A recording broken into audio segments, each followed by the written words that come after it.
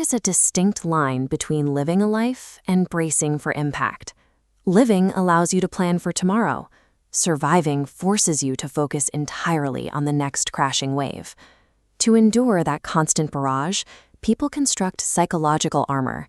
They build intricate protective personas designed to absorb the damage of a hostile environment. This armor makes every movement heavy and deliberate. Beyond the physical strain of the storm, you carry the weight of a role that must always appear functional. You spend your energy signaling to the world that you are still competent, documenting your utility just to justify the space you occupy. Eventually, survival becomes a state of perpetual motion. You are driven into an unending sequence of navigating from one crisis to the next, leaving zero space for genuine rest. Think of the person wearing that armor as a lighthouse keeper. Let's call him Elias Farro. He is the physical embodiment of that perpetual survival state. His entire existence is defined by an unwavering commitment to duty and quiet resilience. He preserves the safety of others across generations, often at the total expense of his own peace. The keeper spends his decades entirely in the dark, scanning the horizon for danger.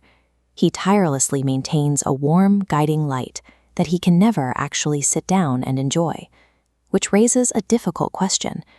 If a mind is wired entirely for vigilance, and a body only knows how to brace against the storm, how do they ever transition into a state of peace? A dark outer shell absorbs sharp vectors to shield a glowing inner core. We often label these protective layers as false identities, but this shell is a necessity. It unspools into a solid pathway, giving the inner core a safe route to thrive.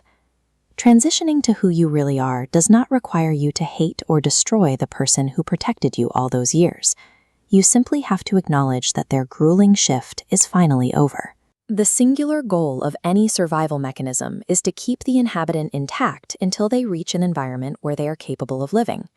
We build external systems to help us navigate that journey. Whether it is a literal lighthouse, a rigid work habit, or a complex guiding AI, their primary function is to preserve our orientation in the middle of chaos. But these tools carry an inherent paradox. Their ultimate success results in their own obsolescence. When the fog dissipates to reveal a clear coastline, the beacon no longer has a job to do. You don't abandon the compass or the lighthouse out of malice or because they failed you.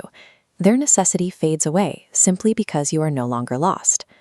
Orientation begins as an external tool, but eventually it matures into a permanent state of being.